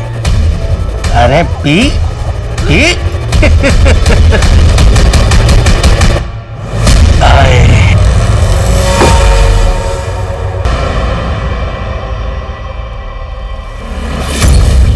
मुझे देख के रास्ता खाली किया कर। क्यों? रास्ता तूने खरीद लिया है क्या? ज्यादा ऊंची आवाज में बात मत कर, बाबा को बुला दूंगा। अब मैं तेरे बाबा से डरता नहीं हूँ, तो क्या मेरे पास पुलिस अंकल है? ये ज्यादा फेक मत, सबूत चाहिए? तू तेरे बाबा का फोन लेकर मेरे घर पे आ, पुलिस अंकल से वीडियो कॉल करके दिखाता हूँ।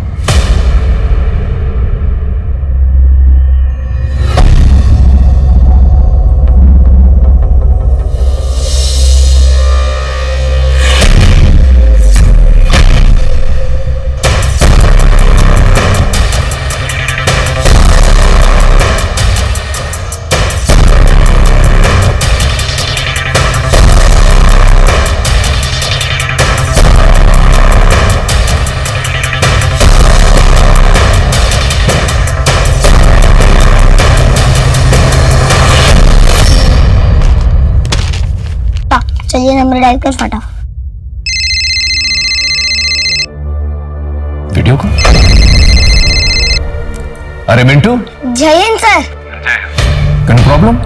नहीं सर, ऐसे ही फोन किया। अरे मिंटू ऐसे फोन मत किया करो। हाँ, कोई प्रॉब्लम होगी तो जरूर फोन करना, मैं तुम्हारी हेल्प करूंगा। ओके, अपनी पढ़ाई पे कंसंट्रेट करो। हाँ सर। ठीक है। एक मिनट मिंटू, वो पीछे तुम्हारे जो फोटोग्राफ है जरा उसके पास जाना, दिखाना मुझे। ये तुम्हारी फैमिली फोटोग्राफ है ना? हाँ सर। फोटो में तुम दोनों के अलावा ये पीछे बड़ी लड़की कौन है? Okay okay, bye sir. Phone काट दिया।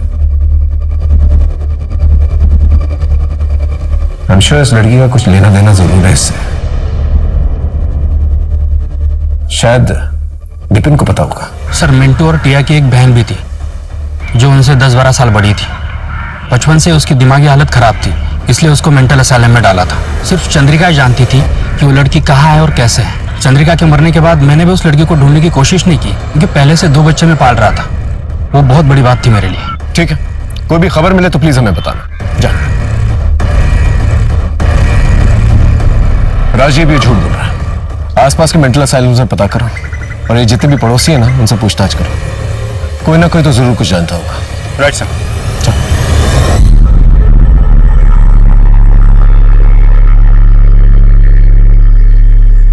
अपना तो रेडी है, तू निकल।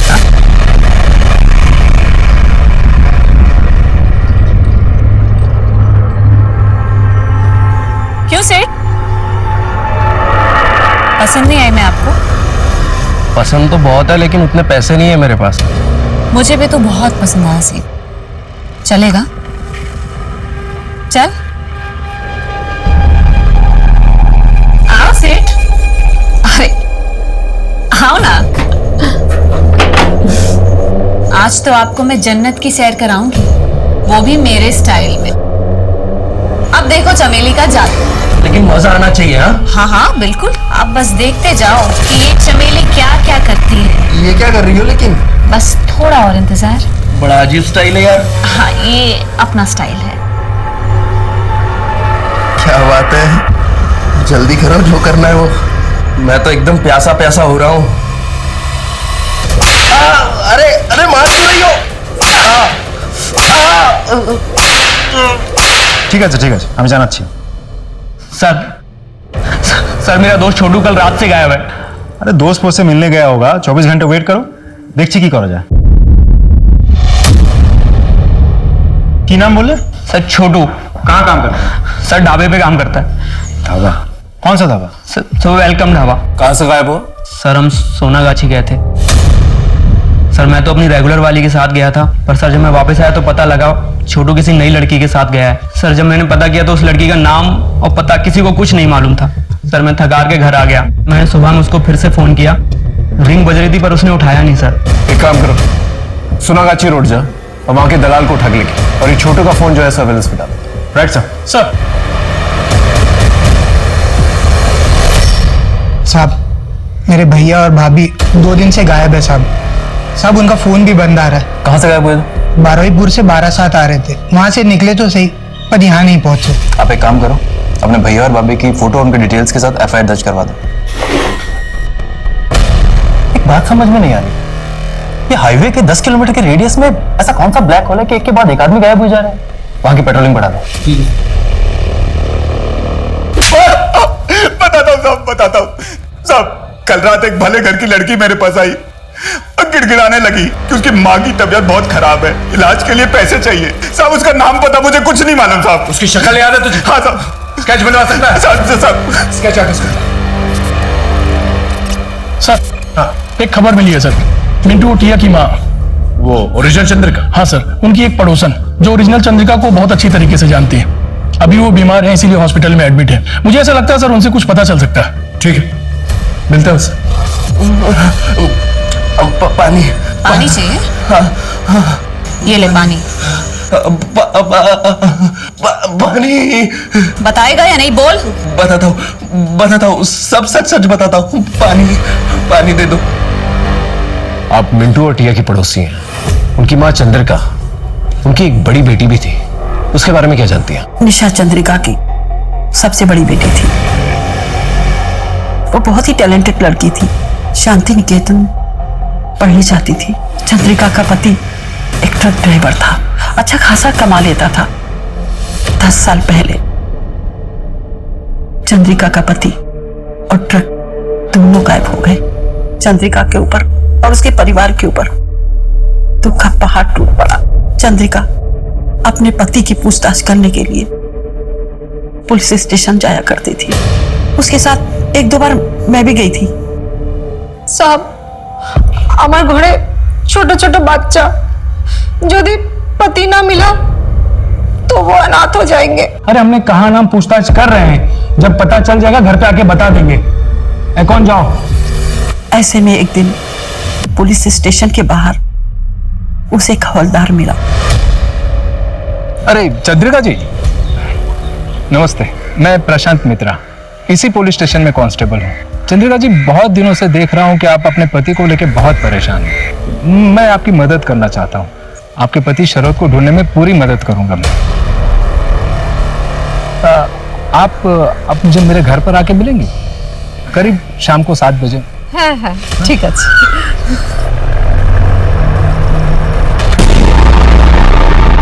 और फिर चंद्रिका के साथ उस हवलदार ने जबरदस्ती की। चंद्रिका ये बर्दाश्त नहीं कर पाई और उसने आत्महत्या कर ली। और चंद्रिका की बेटी निशा, उसका क्या? उसने अपनी माँ की लाश को अग्नि दी और उसके दूसरे दिन से कहीं चली गई। धीरे धीरे सबने उसको भुला दिया। मिंटू टिया को पता नहीं क्या पट्टी पढ़ा के गई थी कि वो लोग भी उसको याद नहीं करते थे। सब लोग उसको भूल गए। लेकिन साहब, मैं कहती हूँ वो निशा जरूर वापस आएगी। सर, हाँ, सोना गाची वाली लड़की का स्केच बन गया सर। ये रहा, दिखाइए सर। क्या आप इस लड़की को पहचानती हैं? ये तो निशा है, चंद्रिका की बड़ी बेटी। इतनी बड़ी हो गई। Thank you so much.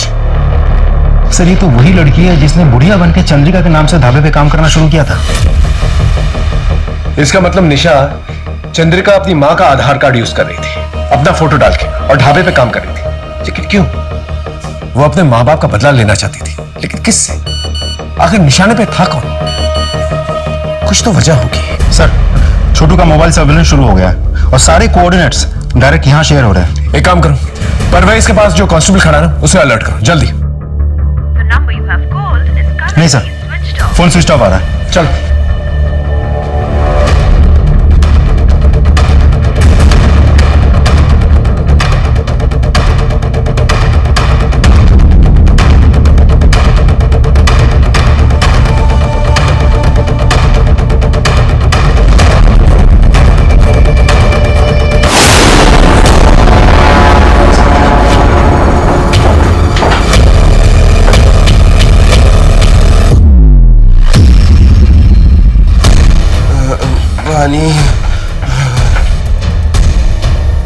छोटो, छोटो, उठो। हाँ, आराम से, आराम से। वो लड़की कहाँ है जिसने तुम्हारा ये हाल किया? वो सिटी हॉस्पिटल गई है सर। ये तो वही जगह है जहां पर परवेज जो है एडमिटेड है। एक काम करो, 2 कांस्टेबल्स को बोलो से लोकल हॉस्पिटल लेके जाए। हम लोग सिटी हॉस्पिटल चलता है। सर,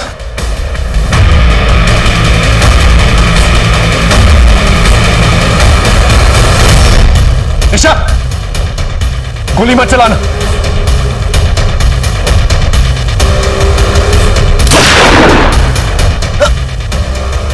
आप ठीक है?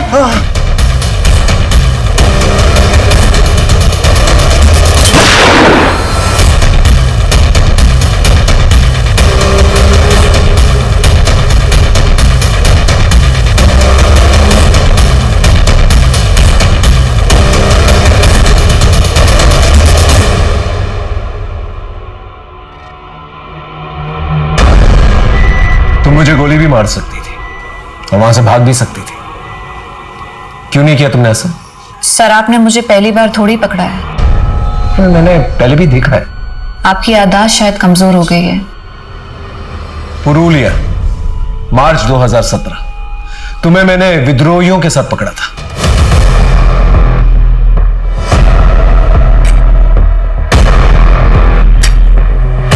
इन राइफल्स को वैन में रखो।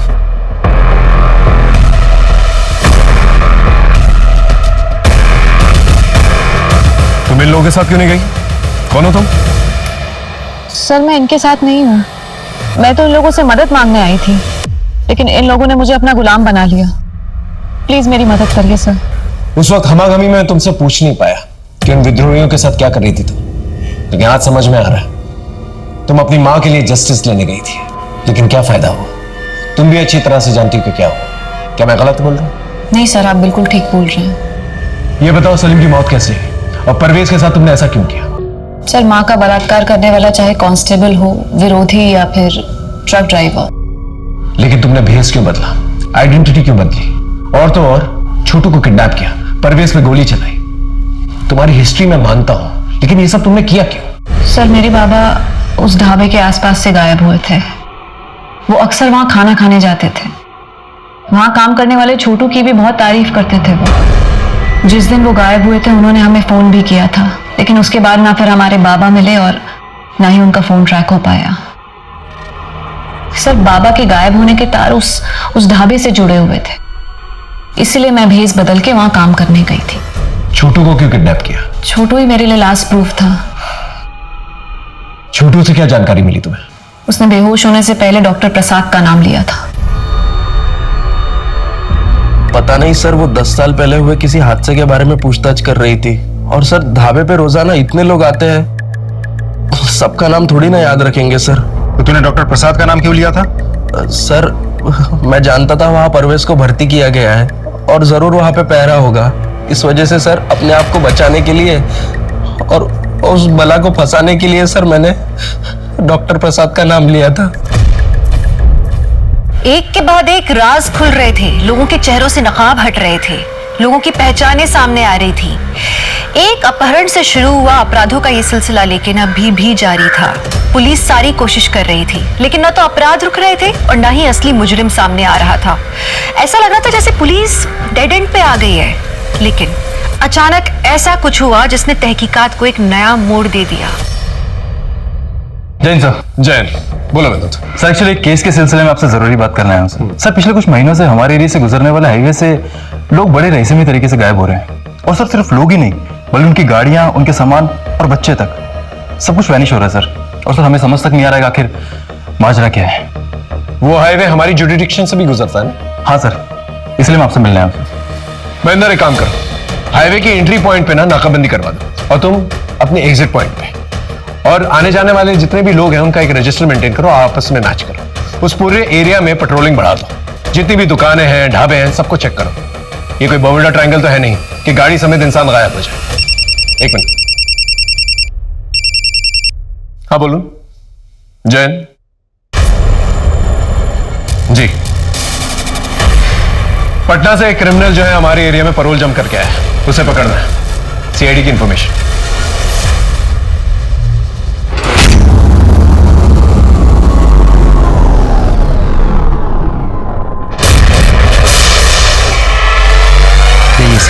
ओ नरेंद्र ओझा, पकड़ो सर। काम भागेगा? हाँ? हाँ, पटना से यहाँ पर छुप कर बैठा हुआ है। हाँ? चल लेके चलो, चल। सर नरेंद्र ओझा को बिहार पुलिस को हैंडओवर करने से पहले उसके कॉल रिकॉर्ड्स, चैट हिस्ट्री, ये सब कुछ हमने बहुत अच्छे से चेक कर लिया है। एक बहुत इंटरेस्टिंग इन्फॉर्मेशन सामने आई है। ये नरेंद्र ओझा कुछ ऐसे लोगों के संपर्क में है जिन्हें अगर हम रंगे हाथों पकड़ ले तो बहुत बड़े रहस्य का पर्दाफाश हो सकता है। Good job Rajdeep. Thanks. Are you ready? Sir.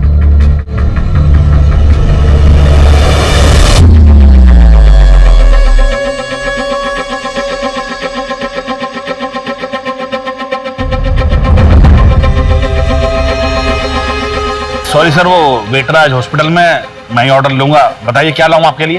एक चिकन डबल और 2 बियर चिल्ड वाली।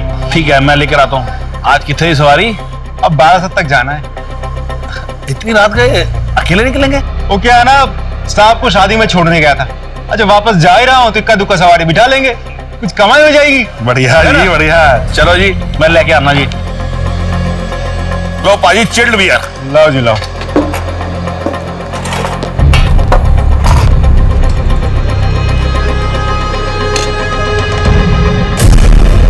कितने गए पाजी? आया जी आया। दसो जी कितने पे? 900 रुपये हो जी। लो जी। हेलो जी। सत श्री अकाल जी। हेलो। हाँ ग्राहक निकल गया, ध्यान रखना। Okay bye.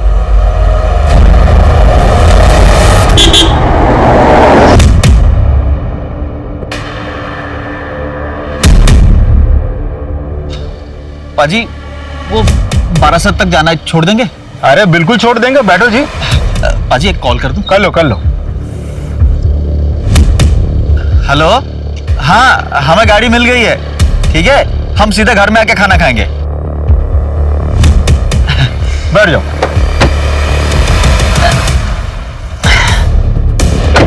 हमारा साथ जाने का। जी बैठ जाओ जी बैठ जाओ। ठीक है ठीक है।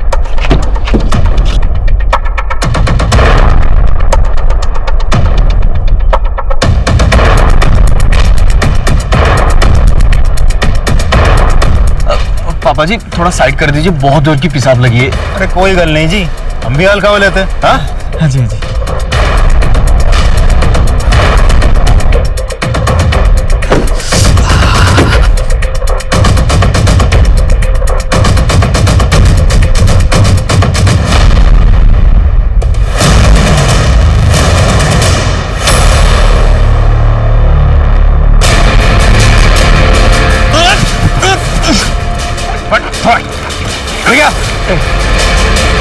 बोल किसके लिए काम करता है? बोल वरना गोली चला दूंगा। बोल। डॉक्टर नरेंद्र ओझा। चल।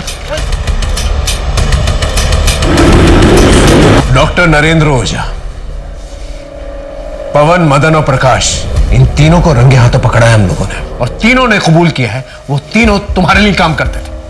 अब सीधे सीधे बोलेगा या मार खा के बोलेगा? साहब 10 साल पहले मेरा एक अस्पताल था, छोटा सा। पैसा थोड़ा बहुत कमा लेता था, पर मेरे हिसाब से जितनी मेरी उम्मीद थी बहुत कम। तो मैंने एक गैंग बनाई, ढाबे वाला शोमैन और वो छोटू। उनके पास रात में जो लोग खाना खाने आते थे उनसे बातों बातों में सारी जानकारी निकाल लेते थे, और जैसे ही वो लोग ढाबे से निकलते थे उसके बाद हम उन्हें किडनैप करते थे। फिर डॉक्टर प्रसाद की मदद से मैं उनकी आंखें, किडनी और बाकी सारी जितने भी ऑर्गन्स हैं जो काम के हैं, जिनसे हम पैसा बना सकते हैं, निकाल लेते थे। और हाँ वो गाड़ियाँ, उनको हम डिसमेंटल करके स्पेयर पार्ट्स यूपी बिहार में बेच देते थे। और कितने लोगों को शिकार बनाया तुमने? ठीक से याद नहीं है, पर कुछ 100-125 लोगों की शिकार की होगी। इसे जानते हो? हाँ साहब, इसे कैसे भूल सकता हूँ। इसका पति तो पहला शिकार था साहब। किडनी का बहुत पैसा मिला था इसका। और फिर पता चला कि रोज पुलिस स्टेशन जाती है, तो मैं चेक करने गया साहब। उसको देखा तो मेरा दिल आ गया था उस पर। फिर मैंने पुलिस कांस्टेबल होने का नाटक किया और उसे वादा किया कि उसके पति को ढूंढ निकालेंगे। इसी बहाने उसको घर ले गया, मैंने मजे लिए और भगा दिया उसको साहब।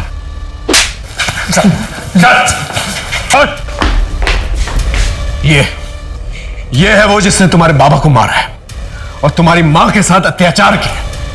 ये मन तो कर रहा है इसे मैं तुम्हारे हवाले कर दूं, लेकिन लोगों का कानून पे से विश्वास ना उठ जाए, इसलिए ये साला जो है ना सीधा यहां से जेल जाएगा। मैं तुमसे वादा करता हूं कि मैं पूरी कोशिश करूंगा कि कोर्ट इसे कम से कम फांसी की सजा दिलवाए। चल चल।